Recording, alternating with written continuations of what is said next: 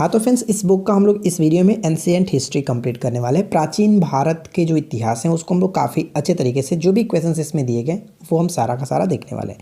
तो इस वीडियो को शुरू से लेकर के एंड तक ज़रूर ख़त्म करें, क्योंकि अगर आपने इसको एक बार देख लिया तो आने वाले एग्जाम्स में बहुत अच्छा स्कोर आप कर सकते हो। यहाँ से कई सारे क्वेश्चंस आपको देखने को मिलेंगे। तो इस वीडियो को एंड तक देखिए, और इसका PDF आपको हमारे टेलीग्राम ग्रुप या फिर आप हमारे वेबसाइट से जाकर के डाउनलोड कर सकते हैं, जिसमें आपको एक्सप्लेनेशन भी मिल जाएगा। तो चलिए शुरू करते हैं। फर्स्ट क्वेश्चन ये कह रहा है कि मानव सभ्यता के आरंभिक काल यानी प्रागैतिहासिक काल के 3 भागों में बांटा गया। निम्नलिखित में से कौन सा उस काल के अंतर्गत नहीं आता है? तो यहाँ पे सही आंसर हो जाएगा ऑप्शन डी, महापाषाण काल, जो कि इसके अंतर्गत नहीं आता है। पूरा पाषाण काल, मध्य पाषाण काल और नवपाषाण काल इसके अंतर्गत आता है। सबसे पहले मानव सदृश प्राणी जो कि प्राक मानव यानी होमोसेपियंस से प्रजातीय रूप से भिन्न था, उसे सामान्यतः जाना जाता है। तो सही आंसर हम ऑप्शन बी को टिक करेंगे, पिथेकैंथ्रोपस के रूप में। ऑप्शन बी यहाँ पे बिल्कुल सही आंसर हो जाता है।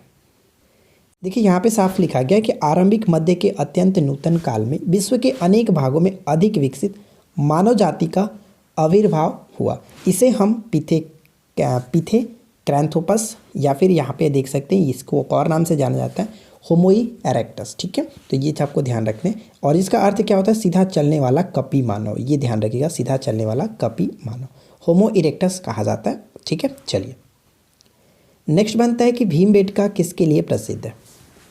भीमबेटका जो प्रसिद्ध है वो गुफाओं के शैलचित्र के लिए। ऑप्शन हम ए को टिक करेंगे और ये मध्य प्रदेश में पड़ता है। नेक्स्ट है, किस स्थल से मानव कंकाल के साथ कुत्ते का कंकाल भी प्राप्त हुआ है?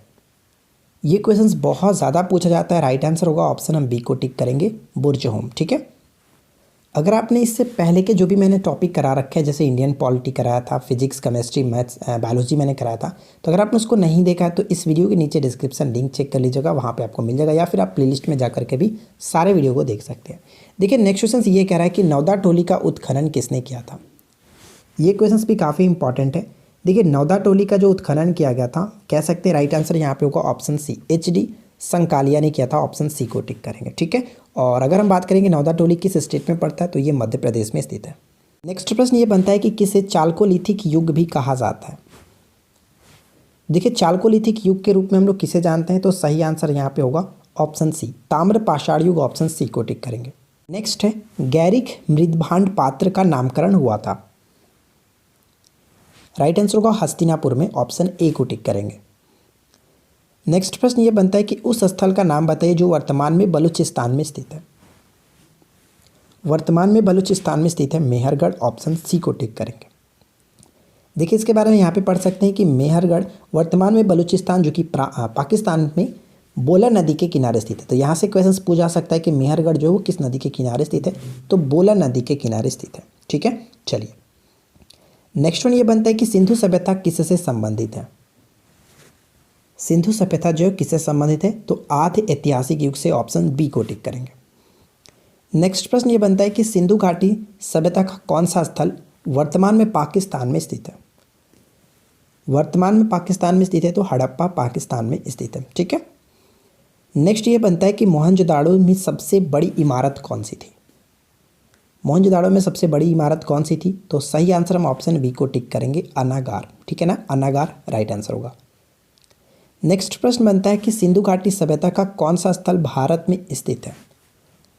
तो यहाँ पे करेक्ट आंसर ऑप्शन सी को टिक करेंगे। लोथल जो पड़ता है वो गुजरात में पड़ता है, तो ये चीज़ आपको ध्यान रखेंगे। ठीक है, लोथल गुजरात राज्य के अहमदाबाद जिले में भोगवा नदी के तट पर स्थित है। नेक्स्ट प्रश्न ये कह रहा है कि सिंधु घाटी सभ्यता की प्रमुख विशेषता थी। सिंधु घाटी सभ्यता की प्रमुख विशेषता क्या थी, तो correct answer will be option B, व्यवस्थित शहरी जीवन। ऑप्शन बी को टिक करेंगे। नेक्स्ट क्वेश्चन ये बनता है कि हड़प्पा कालीन स्थल रंगपुर किस राज्य में स्थित है? सही आंसर हो जाता है ऑप्शन सी को टिक करेंगे, गुजरात में स्थित है। नेक्स्ट क्वेश्चन क्या कह रहा है कि सिंधु घाटी के लोग किसकी पूजा करते थे? सिंधु घाटी के लोग किसकी पूजा करते थे, तो राइट आंसर होगा ऑप्शन हम ए को टिक करेंगे, पशुपति की पूजा करते थे। ठीक है, सिंधु घाटी के जो लोग थे वो मातृदेवी और रुद्र देवता या फिर कह सकते हैं पशुपति यानी कि शिव की पूजा करते थे। ठीक है फ्रेंड्स, और इसके अतिरिक्त मैं आपको बता दूं कि पशु पूजा का भी प्रचलन यहाँ पे हुआ करता था। देखिए नेक्स्ट क्वेश्चन क्या कह रहा है कि भारत में चांदी की उपलब्धता के प्राचीनतम साक्ष्य मिलते हैं। भारत में चांदी की उपलब्धता के प्राचीनतम साक्ष्य कहाँ से मिलते हैं? तो हड़प्पा संस्कृति से, ऑप्शन ए को टिक करेंगे। नेक्स्ट क्वेश्चन ये बनता है कि हड़प्पा कालीन स्थलों में अभी तक किस धातु की प्राप्ति नहीं हुई है? हड़प्पा कालीन स्थलों से अभी तक जो कि लोहा की प्राप्ति नहीं हुई है, ऑप्शन हम डी को टिक करेंगे। नेक्स्ट प्रश्न ये बनता है कि भारत का सबसे बड़ा हड़प्पा पुरा स्थल है। तो इस क्वेश्चन का राइट आंसर ऑप्शन डी को टिक करेंगे, राखीगढ़ी। राखीगढ़ी कहाँ पे पड़ता है? तो हरियाणा में ये पड़ता है, इसको आप याद रखिएगा। नेक्स्ट प्रश्न है कि सिंधु घाटी के लोग की एक महत्वपूर्ण रचना किसकी मूर्ति थी? तो राइट आंसर होगा ऑप्शन बी, नृत्य करती हुई एक नर्तकी की, ऑप्शन बी को टिक करेंगे। नेक्स्ट क्वेश्चन ये कह रहा है कि सिंधु सभ्यता का महान स्नानागार कहाँ से प्राप्त हुआ है? तो इस क्वेश्चन का करेक्ट आंसर होगा ऑप्शन ए, मोहनजोदाड़ो से प्राप्त हुआ है। नेक्स्ट क्वेश्चन क्या है कि हड़प्पा के लोग किस वस्तु के उत्पादन में अग्रणी थे? Correct answer will be option C, कपास के उत्पादन में अग्रणी थे। नेक्स्ट है वेद शब्द का अर्थ क्या है? वेद शब्द का जो अर्थ है कह सकते हैं करेक्ट आंसर होगा ज्ञान, ऑप्शन ए को टिक करेंगे। नेक्स्ट क्वेश्चन कह रहा है कि सबसे प्राचीन वेद कौन सा है? सबसे प्राचीन वेद के रूप में हम लोग ऋग्वेद को जानते हैं, ऑप्शन बी को टिक करेंगे। नेक्स्ट वन क्या कह रहा है कि किसका संकलन है वो ऋग्वेद पर आधारित है? तो इस क्वेश्चन का राइट आंसर होगा सामवेद, ऑप्शन बी को टिक करेंगे। देखिए इसमें कुछ लाइन लिखेंगे जो कि बहुत इंपॉर्टेंट लाइन है, ध्यान रखिएगा कि सामवेद की जो 3 शाखाएं हैं कौन कौन सी, तो आप इनको पढ़ सकते हैं। सामवेद की 3 शाखा है, कैथुमीय, जैमिनीय और जो कि राणानीय, ठीक है, ये ध्यान रखेंगे। और सामवेद का जो गायन करने वाले जो होते हैं पुरोहित, उनको उद्गाता कहा जाता है, क्लियर। और सामवेद को भारतीय संस्कृत शास्त्र का मूल कहा जाता है। तो ये 3 क्वेश्चन जो कि यहाँ से क्वेश्चन बन सकते हैं, ध्यान रखिएगा। नेक्स्ट वन ये कह रहा है कि बोगाज कोई महत्वपूर्ण है क्योंकि, तो सही आंसर ऑप्शन बी को टिक करेंगे। यहाँ से प्राप्त अभिलेखों में वैदिक देवताओं और देवियों के नामों का उल्लेख मिलता है, ऑप्शन बी को टिक करेंगे। नेक्स्ट है कि प्राचीन भारत में निष्क नाम से जाने जाते थे। बताइए कि प्राचीन भारत में निष्क नाम से जाने जाते थे। तो राइट आंसर का ऑप्शन हम ए को टिक करेंगे, स्वर्ण आभूषण को जाना जाता था। देखिए इससे जुड़ी कुछ पॉइंट्स यहाँ पे कि वैदिक काल में स्वर्ण आभूषणों को निष्क अथवा निशाका कहा जाता था। कुरीर एवं कर्ण शोभन की आभूषण थे। कालांतर में निष्क शब्द का प्रयोग स्वर्ण सिक्कों के लिए भी किया जाने लगा, जबकि बौद्ध जातक में क्रमशः 3 प्रकार के स्वर्ण सिक्कों का उल्लेख किया गया, निष्क, नसाका, निष्क या नसाका या फिर सुवर्ण और एक मसाका, ठीक है। तो ये कुछ पॉइंट्स आप इसको पढ़ करके याद रखिएगा। नेक्स्ट क्वेश्चन कह रहा है कि ऋग्वेद में किस नदी को मतेतमा, देवीतमा और नदीतमा के नाम से संबोधित किया गया है? तो इस क्वेश्चन का सही आंसर होगा ऑप्शन बी, सरस्वती को कहा गया, ऑप्शन बी को टिक करेंगे। नेक्स्ट प्रश्न बनता है कि पुराणों की संख्या कितनी है? तो पुराणों की संख्या आपको पता है 18, बिल्कुल बी को टिक करेंगे। नेक्स्ट देखिए क्या कह रहा है कि यज्ञ संबंधी विधि विधानों का ज्ञान होता है, किससे मिलता है? यज्ञ संबंधी विधि विधानों का ज्ञान जो होता है वो हम राइट आंसर ऑप्शन डी को टिक करेंगे, यजुर्वेद, ऑप्शन डी सही आंसर होगा। देखिए नेक्स्ट क्वेश्चन क्या कह रहा है कि आध्यात्मिक ज्ञान के विषय में नचिकेता और यम का संवाद किस उपनिषद में वर्णित है? तो इस क्वेश्चन का करेक्ट आंसर हम ऑप्शन डी को टिक करेंगे, कंडोपनिषद, ठीक है, ऑप्शन डी को टिक करेंगे। नेक्स्ट प्रश्न दिया गया कि पुरुष मेघ का उल्लेख किस ग्रंथ में हुआ है? पुरुष मेघ का उल्लेख जो कि किस ग्रंथ में हुआ है? तो Shatapatha Brahmana, option C right answer होगा। नेक्स्ट वन कह रहा है कि वैदिक काल में किस पशु को अधन्य माना गया है? वैदिक काल में किस पशु को अधन्य माना गया? तो राइट आंसर होगा ऑप्शन सी, गाय को। नेक्स्ट वन है कि किस वैदिक साहित्य में मोक्ष की चर्चा मिलती है? मोक्ष की चर्चा उपनिषद, ऑप्शन डी को टिक करेंगे। नेक्स्ट वन है कि सत्यमेव जयते शब्द कहाँ से लिया गया? सत्यमेव जयते शब्द मुंडक उपनिषद से, ऑप्शन डी को टिक करेंगे। ध्यान रखिएगा अगर क्वेश्चंस पूछ ले कि मुंडक उपनिषद के अनुसार इसका अर्थ क्या होता है, किसका अर्थ, तो सत्यमेव जयते का अर्थ क्या होता है? तो इसका अर्थ होता है सत्य की ही विजय होती है, ठीक है। चलिए नेक्स्ट क्वेश्चन कह रहा है कि गोत्र शब्द का प्रयोग सर्वप्रथम कहाँ किया गया था? तो गोत्र शब्द का सर्वप्रथम प्रयोग ऋग्वेद में किया गया, ऑप्शन बी को टिक करेंगे। नेक्स्ट बनता है कि महात्मा बुद्ध का जन्म और निर्वाण ज्ञान की प्राप्ति किस दिन प्राप्त हुआ था? तो यहाँ पे जो करेक्ट आंसर होगा ऑप्शन हम किसे टिक करेंगे, ऑप्शन ए को टिक करेंगे, Vaishakh Purnima, option A right answer है। नेक्स्ट वन बनता है कि महात्मा बुद्ध किस वंश से संबंधित थे। महात्मा बुद्ध जो कि शाक्य वंश से संबंधित थे, ऑप्शन सी करेक्ट होगा। देखिए नेक्स्ट क्वेश्चन कह रहा है कि गौतम बुद्ध द्वारा अपने धर्म में दीक्षित किया जाने वाला अंतिम व्यक्ति कौन था, बताइए। सही आंसर यहाँ पे होगा ऑप्शन हम डी को टिक करेंगे, सुभद्र, ठीक है, ऑप्शन डी राइट आंसर होगा। नेक्स्ट वन है कि अष्टांग मार्ग की संकल्पना अंग है, किसकी अंग है। अष्टांग मार्ग की संकल्पना किसकी अंग है, तो धर्मचक्र प्रवर्तन की विषय वस्तु का, ऑप्शन डी को टिक करेंगे, धर्मचक्र प्रवर्तन की विषय वस्तु का। नेक्स्ट वन देखिए क्या कह रहा है कि त्रिपिटक क्या है, तो त्रिपिटक जो है वो बौद्ध साहित्य होता है, ऑप्शन डी राइट आंसर होगा। नेक्स्ट वन है कि अलार कलाम कौन थे। अलार कलाम कौन थे, तो करेक्ट आंसर होगा बुद्ध के ये गुरु थे। नेक्स्ट वन बनता है कि निम्नलिखित में से किसे एशिया का ज्योतिपुंज कहा जाता है। एशिया के ज्योतिपुंज के रूप में गौतम बुद्ध को जाना जाता है, ऑप्शन ए को टिक करेंगे। देखिए इस क्वेश्चन से पूछा जाने वाला जो सबसे अधिक क्वेश्चन है वो है कि गौतम बुद्ध को एशिया का ज्योतिपुंज कहा जाता है। गौतम बुद्ध के जीवन पर एडविन अर्नाल्ड ने लाइट ऑफ एशिया नामक काव्य पुस्तक की रचना की थी। ये क्वेश्चन पूछा जाता है, ठीक है ना, तो इसको आप याद रखिएगा। नेक्स्ट प्रश्न बनता है कि बुद्ध की मृत्यु के पश्चात प्रथम बौद्ध संगीति की अध्यक्षता किसने की थी। यहाँ पे बात अध्यक्षता की जा रही है, तो ध्यान रखिएगा अध्यक्षता महाकश्यप किया गया था, ऑप्शन हम ए को टिक करेंगे। नेक्स्ट प्रश्न बनता है कि नालंदा विश्वविद्यालय की स्थापना का युग है। नालंदा विश्वविद्यालय की स्थापना जो हुई थी वो गुप्त कह सकते हैं, ऑप्शन सी को टिक करेंगे, गुप्त युग में। क्लियर। नेक्स्ट प्रश्न दिया गया कि शून्यता के सिद्धांत का सर्वप्रथम प्रतिपादन करने वाले बौद्ध दार्शनिक का नाम क्या था, और वो बौद्ध दार्शनिक थे नागार्जुन, ऑप्शन हम ए को टिक करेंगे। नेक्स्ट प्रश्न दिया गया कि जैन धर्म का आधारभूत नैतिक मूल्य क्या है। जैन धर्म का आधारभूत नैतिक मूल्य क्या है, तो अहिंसा, ऑप्शन सी राइट आंसर होगा। देखिए ये क्वेश्चंस बहुत ज़्यादा बार पूछा जाता है कि जैन धर्म में पूर्ण ज्ञान के लिए किस शब्द का प्रयोग किया जाता है।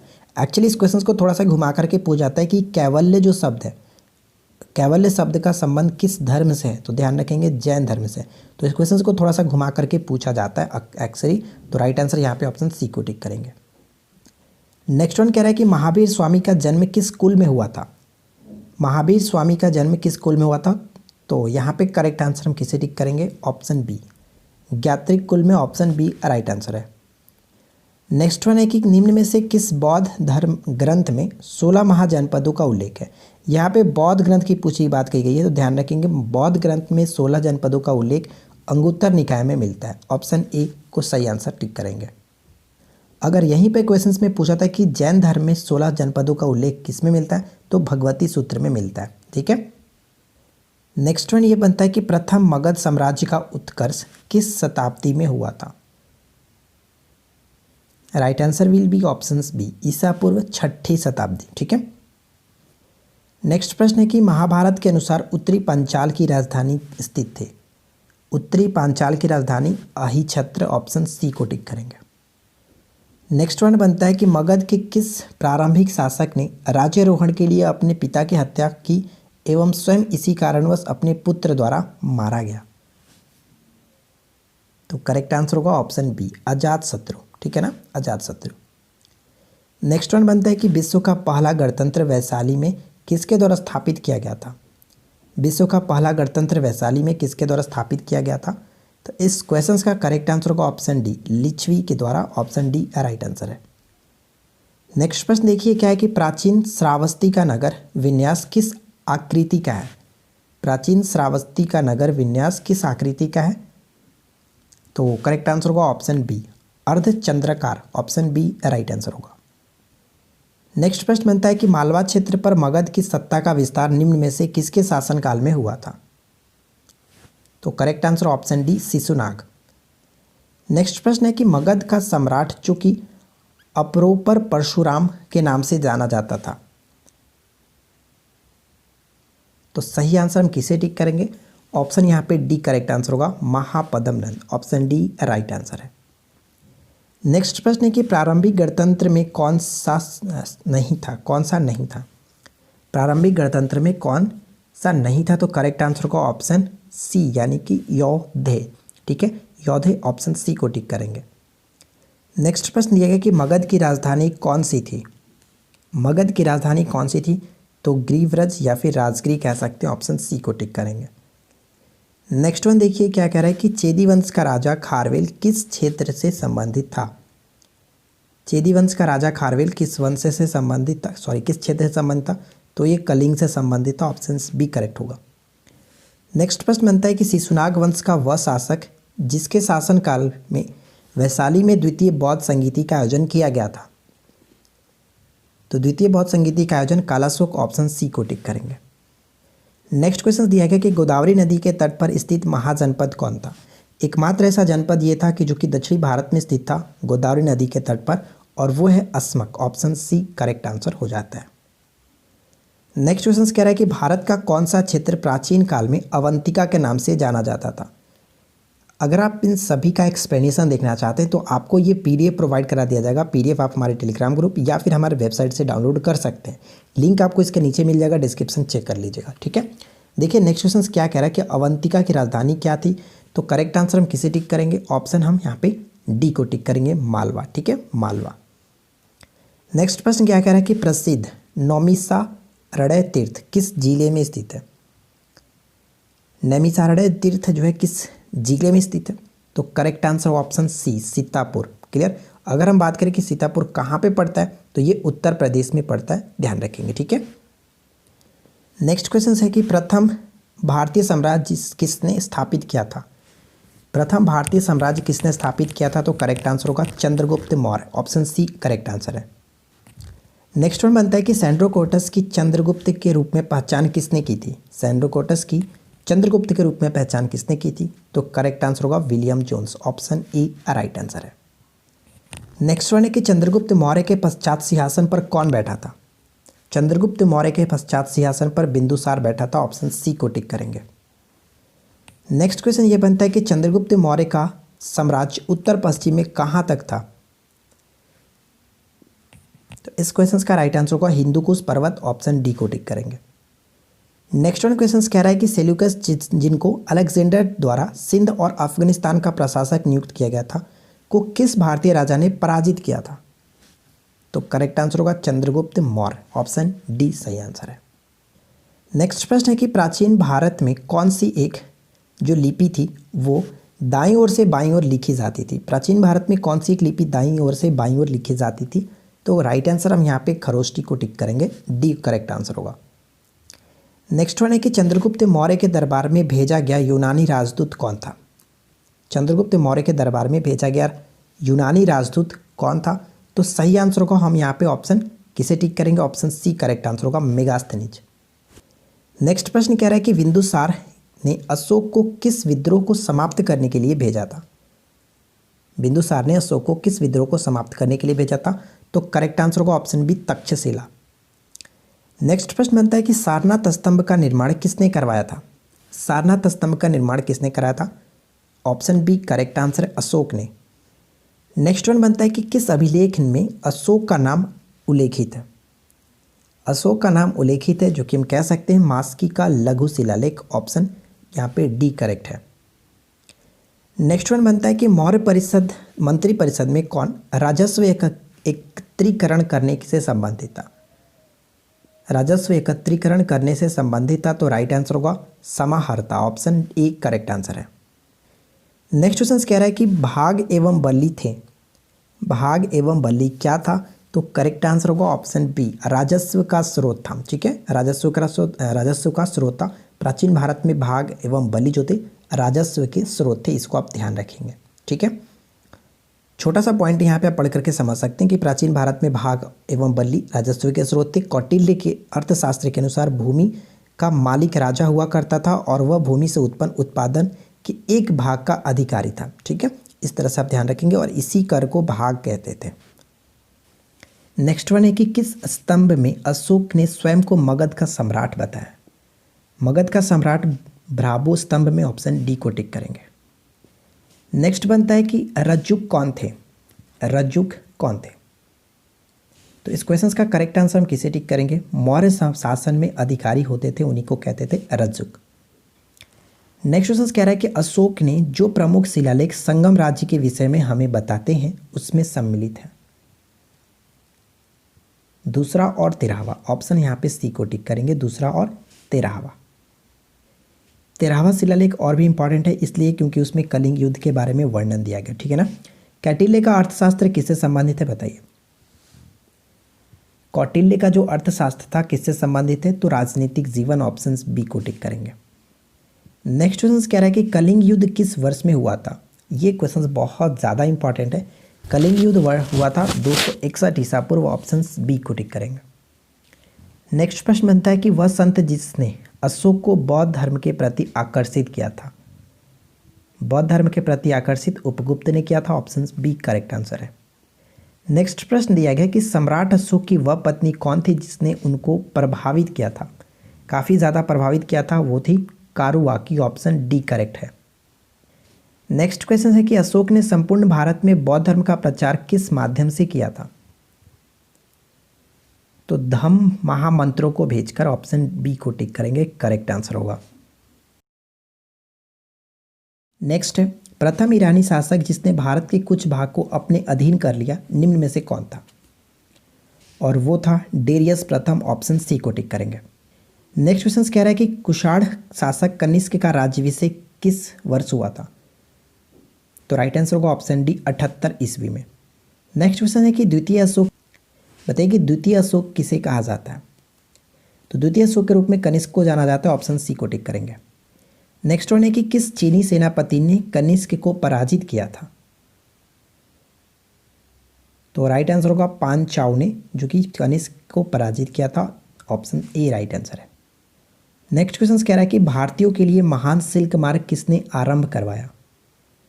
Correct answer will be option A Kanishka ने। नेक्स्ट है किस वंश के साम्राज्य की सीमाएं भारतीय उपमहाद्वीप के बाहर तक विस्तृत थे? Correct answer will be option C Kushan वंश। नेक्स्ट है कि कौन सी कला शैली भारतीय और यूनानी कला शैली का सम्मिश्रण है? ये क्वेश्चन बहुत ज़्यादा इंपॉर्टेंट है, इसको आप याद रखेंगे, करेक्ट आंसर होगा गंधार। नेक्स्ट क्वेश्चन दिया गया कि कनिष्क की राजधानी थी, ये क्वेश्चन भी बहुत बार पूछा गया, कनिष्क की राजधानी क्या थी? तो करेक्ट आंसर हम यहाँ पे पुरुषपुर को टिक करेंगे, ऑप्शन ए राइट आंसर होगा।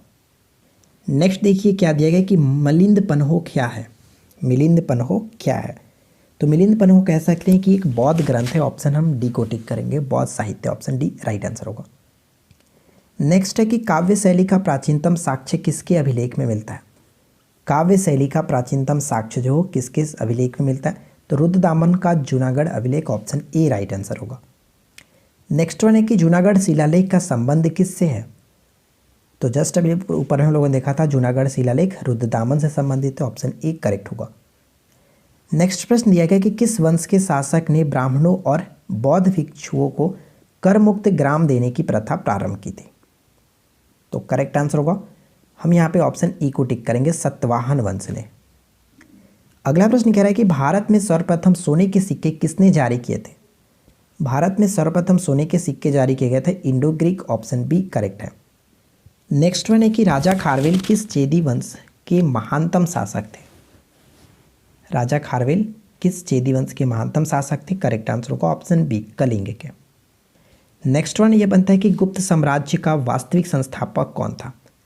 गुप्त साम्राज्य का वास्तविक संस्थापक के रूप में चंद्रगुप्त प्रथम को जाना जाता है, ऑप्शन हम ए को टिक करेंगे। ध्यान रखिएगा महाराजा धीराज की उपाधि भी इन्होंने ही धारण की थी, ठीक है, चंद्रगुप्त प्रथम ने। नेक्स्ट है कि प्रथम गुप्त शासक जिसने सिक्के जारी किए थे, और वो था चंद्रगुप्त प्रथम ही जो कि सिक्के जारी किए थे। नेक्स्ट वन है कि विदेशी राजा जिसने समुद्रगुप्त से अनुरोध किया था कि उसे भारत में बौद्ध विहार बनाने की अनुमति दी जाए, वह कौन था? और वो था मेघवर्मन, ऑप्शन हम बी को टिक करेंगे। नेक्स्ट प्रश्न दिया गया कि शक विजेता किसे माना जाता है? शक विजेता के रूप में हम लोग चंद्रगुप्त द्वितीय को मानते हैं, ऑप्शन सी को टिक करेंगे। नेक्स्ट वन है कि इलाहाबाद स्तंभ अभिलेख किस एक से संबंध है? और ये क्वेश्चन बहुत ज़्यादा इंपॉर्टेंट है, कई बार पेपर में रिपीट होता रहता है। इलाहाबाद स्तंभ का संबंध जो कि समुद्रगुप्त से, ऑप्शन डी को टिक करेंगे। नेक्स्ट प्रश्न है कि गुप्त राजा जिसने विक्रमादित्य की उपाधि ग्रहण की थी। विक्रमादित्य की उपाधि किसने ग्रहण की थी? तो चंद्रगुप्त द्वितीय ने। ऑप्शन सी को टिक करेंगे। देखिए यहाँ पे जो लाइन लिखा है वो बहुत ज़्यादा इंपॉर्टेंट है। चंद्रगुप्त द्वितीय ने विक्रमादित्य की पदवी ग्रहण की थी, जिसका अर्थ है पराक्रमक का सूर्य। ठीक है, इसके द्वारा ग्रहण की गई अन्य जो उपाधियाँ थी जैसे विक्रामक, परम भागवत, ये क्वेश्चन बहुत पूछा जाता है कि परम भागवत की उपाधि किसने धारण की थी? तो चंद्रगुप्त द्वितीय ने। ठीक है, और इसे देवगुप्त, देवराज, देवश्री आदि नामों से भी जाना जाता था। बाकी चीज़ों को आप पढ़ करके याद रखिएगा। नेक्स्ट क्वेश्चन दिया गया कि किस शासक के सिक्के संस्कृत के प्रति प्रेम दर्शाते हैं? किस शासक के सिक्के संगीत के प्रति प्रेम दर्शाते हैं? तो इस क्वेश्चन का करेक्ट आंसर ऑप्शन हम ए को टिक करेंगे, समुद्रगुप्त, जिसे भारत का नेपोलियन के नाम से जाना जाता है। इससे जुड़ी यहाँ पे एक लाइन है जो कि बहुत इंपॉर्टेंट है, हाल ही में, जो कि बिहार ऐसा ही मेंस में भी पेपर में पूछा गया था कि अश्वमेध यज्ञ किसने कराया था? तो समुद्रगुप्त ने कराया था। और साथ ही साथ पृथ्वी प्रथम वीर की उपाधि किसने धारण की थी? तो ये ध्यान रखेंगे, इसी ने धारण की थी, समुद्रगुप्त ने धारण की थी। ठीक है, चलिए नेक्स्ट प्रश्न बनता है कि भारत का नेपोलियन किसे कहा जाता है? भारत का नेपोलियन किसे कहा जाता है? तो जस्ट मैंने आपको बताया, समुद्रगुप्त को। नेक्स्ट देखिए क्या है कि गुप्तकालीन रजत मुद्राओं के नाम क्या थे? यानी गुप्त काल के जो चांदी का सिक्का होता था उसको हम लोग किस नाम से जानते थे? रूपक के नाम से जानते थे, जबकि सोने के सिक्के को हम लोग दिनार कहते थे। ठीक है, सोना का सिक्का ये था। नेक्स्ट प्रश्न है कि चंद्रगुप्त के नवरत्नों में से कौन सा फलिक ज्योतिष से संबंधित था? फलित ज्योतिष से संबंधित कौन था? तो राइट आंसर होगा छपड़क। ठीक है, छपड़क, यहाँ पे ऑप्शन सी को टिक करेंगे। नेक्स्ट क्वेश्चन देख लीजिए क्या दिया गया कि कवि कालिदास किसके दरबार में रहते थे? ये भी इंपॉर्टेंट होगा।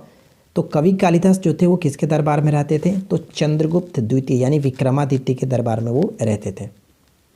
नेक्स्ट है कि नगरों का क्रमिक पतन किस काल का एक महत्वपूर्ण विशेषता थी? गुप्त काल की ये प्रमुख विशेषता थी, ऑप्शन ए राइट होगा।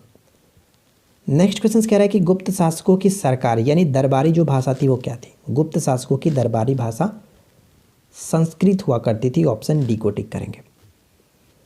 नेक्स्ट प्रश्न बनता है कि शतरंज का खेल कहाँ ओरिएंटेड हुआ यानी कि उद्भूत हुआ? बताइए, शतरंज का खेल कहाँ से उद्भव माना जाता है? तो भारत में, ऑप्शन डी को टिक करेंगे। नेक्स्ट है कि किस अभिलेख से सती प्रथा का प्रथम साक्ष्य प्राप्त हुआ है? सती प्रथा का प्रथम साक्ष्य जो प्राप्त हुआ है कह सकते हैं एरड़ अभिलेख से, ऑप्शन ए करेक्ट होगा। नेक्स्ट बनता है कि किस चीनी यात्री ने भीनमाल की यात्रा की थी? भीनमाल कहाँ पे पड़ता है? ध्यान रखेंगे ये गुजरात में पड़ता है। ठीक है, गुजरात में ये स्थित है। और किसने यात्रा की थी? तो करेक्ट आंसर होगा हिंदसांग, ऑप्शन सी राइट आंसर है। नेक्स्ट वन बनता है कि तीसरी शताब्दी में वारंगल वर्तमान में प्रसिद्ध था। वारंगल वर्तमान में प्रसिद्ध था किसके लिए? तो करेक्ट आंसर होगा लोहे के यंत्रों और उपकरणों के लिए, ऑप्शन सी को टिक करेंगे। नेक्स्ट प्रश्न दिया गया कि मौखौरी शासकों की राजधानी कहाँ थी? मौखौरी शासकों की राजधानी कहाँ थी? Correct answer will be option B Kannauj. Next one है कि नर्मदा नदी पर सम्राट हर्ष के दक्षिणावर्ती अभियान को किसने रोका था? तो किसने रोका था? तो करेक्ट आंसर यहाँ पे हम किसे टिक करेंगे? ऑप्शन बी बिल्कुल करेक्ट आंसर होगा, पुलकेशिन द्वितीय ने। ठीक है, पुलकेशिन द्वितीय ने। नेक्स्ट क्वेश्चन क्या कह रहा है कि हर्ष की राजधानी कहाँ थी, कहाँ स्थित थी? ध्यान दीजिएगा, हर्ष की राजधानी कहाँ स्थित थी क्वेश्चन है। तो हर्ष की राजधानी पहले जो था वो थानेश्वर में था, लेकिन उसके बाद इसने कनौज में स्थानांतरित कर दिया था। तो करेक्ट आंसर हम अब यहाँ पे ऑप्शन डी को टिक करेंगे। देखिए यहाँ पे लिखा भी गया है कि राज्यवर्धन की मृत्यु के पश्चात हर्षवर्धन थानेश्वर के राजसिंहासन पर बैठा था। थानेश्वर के राजसिंहासन पर बैठा था और अपनी राजधानी थानेश्वर से कनौज स्थानांतरित की थी। यहाँ पे ऑप्शन ए लिखा गया था जो कि ये आपका गलत होगा, ऑप्शन डी को टिक करेंगे, थानेश्वर करेक्ट आंसर। ठीक है, नेक्स्ट प्रश्न दिया गया कि हर्ष के शासन की सूचनाएं किसकी पुस्तक में वर्णित है? हर्ष के शासनकाल की सूचनाएं किसकी पुस्तकों में वर्णित है? तो करेक्ट आंसर होगा Kalhana, option B right answer है। देखिए यहाँ पे जितने भी पॉइंट्स लिखे गए हैं वो काफ़ी इंपॉर्टेंट पॉइंट है, तो आप इन सभी को याद रखेंगे। जैसे बाणभट्ट की कृति हर्ष चरित्र और कलहण की कृति राजतरंगिणी, यहाँ से डायरेक्ट 2 क्वेश्चन पूछे जाते हैं, तो इन दोनों को याद रखिएगा। इसमें क्योंकि हर्ष की जो कि शासनकाल की सूचनाएं मिलती है, हिंदसांग ने हर्ष को शिलादित्य कहा था, ये ध्यान रखेंगे। शिलादित्य किसे कहा जाता है? तो हिंदसांग ने हर्ष को, हर्षवर्धन को कहा था, शिलादित्य के नाम से जाना जाता है। और बाणभट्ट ने अपने समकालीन शासकों में एवं पूर्वजों के जीवन कृत्य का वर्णन किया है। हर्ष ने नागानंद, रत्नावली और प्रियदर्शिका नामक नाटक की रचना की थी, यानी कि इस तीनों की रचना किसने की थी? हर्षवर्धन ने की थी, ध्यान रखेंगे। नेक्स्ट क्वेश्चन दिया गया कि चीनी यात्री हेनसांग ने किस विश्वविद्यालय में अध्ययन किया था। तो इस क्वेश्चन का करेक्ट आंसर हम यहाँ पे ऑप्शन डी को टिक करेंगे, नालंदा विश्वविद्यालय में। नेक्स्ट प्रश्न है कि प्राचीन चोल साम्राज्य की राजधानी कहाँ स्थित थी। प्राचीन चोल साम्राज्य की राजधानी कहाँ स्थित थी। तो करेक्ट आंसर होगा ऑप्शन हम सी को टिक करेंगे, उरैयूर। ठीक है, Uraiyur option C correct answer होगा। नेक्स्ट बनता है कि चोल साम्राज्य की स्थापना किसने की थी। और क्वेश्चन देखिए, कभी कभी पूछा था कि उरैयूर किसके लिए प्रसिद्ध था, तो सूती वस्त्र उद्योग के लिए प्रसिद्ध था, इसको आप ध्यान रखेंगे। ठीक है, और देखिए चोल साम्राज्य की स्थापना किसने की थी, तो विजयालय ने की थी, ऑप्शन सी को टिक करेंगे। नेक्स्ट वन ये बनता है कि किस चोल शासक के विषय में वर्णन है कि उसने अनुराधापुरम को एक समय सिलोन यानी श्रीलंका की राजधानी था जो कि नष्ट कर दिया। तो करेक्ट आंसर हम किसे टिक करेंगे, ऑप्शन ए राज प्रथम, ऑप्शन ए राइट आंसर है। नेक्स्ट प्रश्न बनता है कि चोलों के अधीन ग्राम प्रशासन के विवरण किन शिलालेखों से प्राप्त होते हैं। तो उत्तर मेरूर शिलालेख से, ऑप्शन डी को टिक करेंगे। नेक्स्ट वन क्या कह रहा है कि किस चोल राजा ने मालदीव के द्वीपों पर विजय प्राप्त की थी। किस चोल राजा ने मालदीव के द्वीपों पर विजय प्राप्त की थी। करेक्ट आंसर होगा राज प्रथम। नेक्स्ट वन दिया गया कि वह चोल राजा कौन था जिसने श्रीलंका को पूर्ण स्वतंत्रता दी और सिन्हल के राजकुमार के साथ अपनी पुत्री का विवाह कर दिया था। तो करेक्ट आंसर होगा कुलोतुंग प्रथम, ऑप्शन हम ए को टिक करेंगे। नेक्स्ट वन है कि निम्नलिखित में से किस मंदिर परिसर में नंदी की एक विशाल मूर्ति स्थित है जिसे भारत की विशालतम नंदी मूर्ति माना जाता है। तो इस क्वेश्चन का करेक्ट आंसर हो जाएगा ऑप्शन हम ए को टिक करेंगे, बृहदेश्वर मंदिर। ठीक है, ऑप्शन ए राइट आंसर है। नेक्स्ट प्रश्न ये बनता है कि किस राजवंश के विषय में संगम साहित्य में उल्लेख नहीं है। किस राजवंश के विषय में संगम साहित्य में उल्लेख नहीं है। तो करेक्ट आंसर होगा ऑप्शन ए कदम्ब के बारे में उल्लेख नहीं है। निम्नलिखित राजवंशों में से किसके शासक अपने शासनकाल में ही अपना उत्तराधिकारी घोषित कर देते थे। तो इस क्वेश्चन का करेक्ट आंसर हो जाता है ऑप्शन बी चोल। ठीक है, चोल करेक्ट आंसर होगा। नेक्स्ट प्रश्न ये कि निम्न में से दक्षिण भारत का कौन सा राजवंश अपनी नौसैनिक शक्ति के लिए प्रसिद्ध था। ये क्वेश्चन बहुत ज़्यादा इंपॉर्टेंट है, इसको याद रखिएगा। तो सही आंसर हम यहाँ पे किसे टिक करेंगे, ऑप्शन ए चोल। ठीक है, ऑप्शन ए करेक्ट आंसर है। नेक्स्ट वन ये बनता है कि निम्नलिखित में से किस राजवंश द्वारा प्रायः महिलाओं को प्रशासन में उच्च पद प्रदान किए जाते थे। Right answer will be option B Chalukya. Next one देखिए क्या कह रहा है कि चालुक्य वंश का सबसे महानतम शासक कौन था। चालुक्य वंश का सबसे महानतम शासक जो था वो पुलकेशिन द्वितीय था, ऑप्शन सी को टिक करेंगे। नेक्स्ट वन है कि महमूद गजनवी ने सोमनाथ अभियान के समय चोल राज्य का शासक कौन था। तो राइट आंसर यहाँ पे होगा ऑप्शन डी को टिक करेंगे, राजेंद्र प्रथम। नेक्स्ट वन ये बनता है कि किस चोल शासक ने पुहार नगर की स्थापना की थी। पुहार नगर की स्थापना कारिकल ने की थी, ऑप्शन डी को टिक करेंगे। और वर्तमान में जो हमारा ये कावेरी पट्टनम है उसी को पहले पुहार कहा जाता था। ठीक है, चलिए नेक्स्ट देखिए क्या है कि प्राचीनतम भारत में चालुक्यों को किसने विस्थापित किया था। प्राचीन भारत में चालुक्यों को किसने विस्थापित किया था। तो सही आंसर है option C Pallava. Next question कह रहा है कि चालुक्यों की राजधानी कहाँ थी। चालुक्यों की राजधानी कहाँ थी। तो सही आंसर होगा ऑप्शन ए वातापी। नेक्स्ट प्रश्न ये कह रहा है कि किस चोल शासक ने बंगाल की खाड़ी को चोल झील का स्वरूप प्रदान किया था। किस चोल शासक ने बंगाल की खाड़ी को चोल झील का स्वरूप प्रदान किया था। तो right answer will be option B Rajendra प्रथम। नेक्स्ट क्वेश्चन ये कह रहा है कि शिल्पाधिकारम का लेखक कौन था। ये क्वेश्चन भी बहुत ज़्यादा पूछा गया। शिल्पाधिकारम का लेखक कौन था। तो करेक्ट आंसर होगा इलांगो, ऑप्शन ए को टिक करेंगे। नेक्स्ट वन है कि प्रसिद्ध दिलवाड़ा मंदिर कहाँ स्थित है। बताइए कि प्रसिद्ध दिलवाड़ा मंदिर कहाँ स्थित है। तो राजस्थान में माउंट आबू पे, ऑप्शन ए को टिक करेंगे। नेक्स्ट प्रश्न बनता है कि प्रसिद्ध उत्तर मेरूर शिलालेख किसके शासन से संबंधित है। तो देखिए इस क्वेश्चन का करेक्ट आंसर हम किसे टिक करेंगे। ऑप्शन यहाँ पे ए बिल्कुल सही आंसर होगा, परांतक प्रथम। ठीक है, नेक्स्ट प्रश्न बनता है कि न्याय दर्शन के प्रणेता कौन थे। न्याय दर्शन के प्रणेता के रूप में गौतम को जाना जाता है और ये क्वेश्चन भी बहुत ज़्यादा रिपीट हुआ है। नेक्स्ट वन बनता है कि कर्म का सिद्धांत किससे संबंधित है। बताइए कि कर्म का सिद्धांत किससे संबंधित है। तो सही आंसर यहाँ पे होगा ऑप्शन बी, मीमांसा। ठीक है, ऑप्शन बी को टिक करेंगे। नेक्स्ट क्वेश्चन दिया गया है कि अद्वैत दर्शन के संस्थापक कौन है। अद्वैत दर्शन के संस्थापक कौन है? Shankaracharya, option A right answer होगा। नेक्स्ट वन क्या कह रहा है कि प्राचीन सांख्य दर्शन में किसका महत्वपूर्ण योगदान है। प्राचीन सांख्य दर्शन में किसका महत्वपूर्ण योगदान है? तो कपिल, ऑप्शन ए को टिक करेंगे। नेक्स्ट, निम्नलिखित में से किस दर्शन को लोकायत कहा जाता है? तो करेक्ट आंसर होगा ऑप्शन सी, चारवाक। ठीक है, ऑप्शन सी को टिक करेंगे। नेक्स्ट प्रश्न दिया गया कि पंचायतन क्या है। पंचायतन कह सकते हैं कि मंदिर निर्माण की एक शैली थी, ऑप्शन सी को टिक करेंगे। नेक्स्ट प्रश्न बनता है कि चित्रकला की गंधार शैली का सूत्रपात किसके द्वारा किया गया था? तो right answer will be option B, Mahayana संप्रदाय, ऑप्शन बी को टिक करेंगे।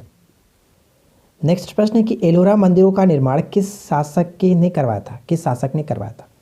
एलोरा मंदिरों का निर्माण राष्ट्रकूट शासकों ने कराया था, ऑप्शन सी को टिक करेंगे।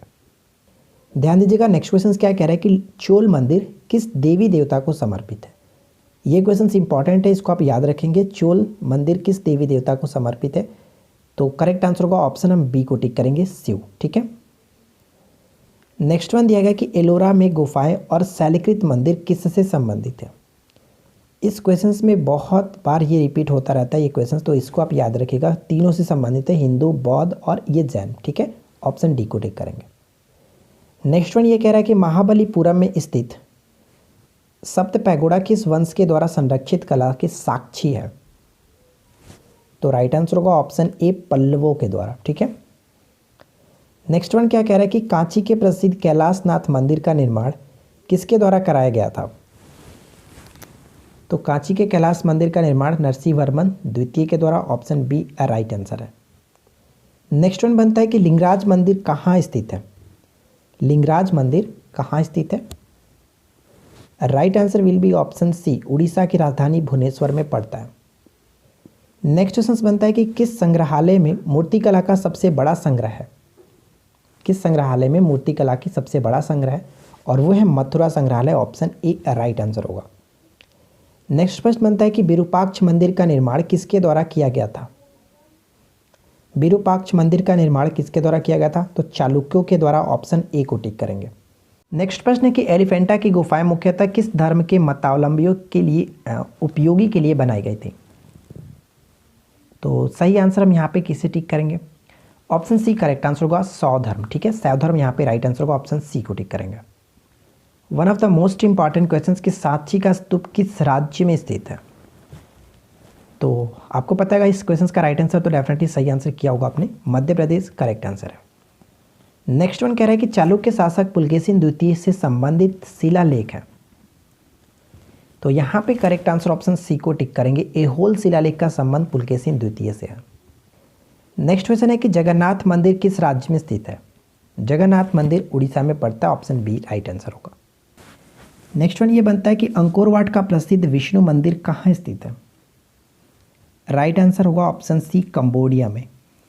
अगला प्रश्न ये है कि दक्षिण भारत का प्रसिद्ध जैन ग्रंथ श्रवणबेलगोला कहाँ स्थित है? तो श्रवणबेलगोला कहाँ स्थित है? राइट आंसर होगा मैसूर, ऑप्शन डी को टिक करेंगे।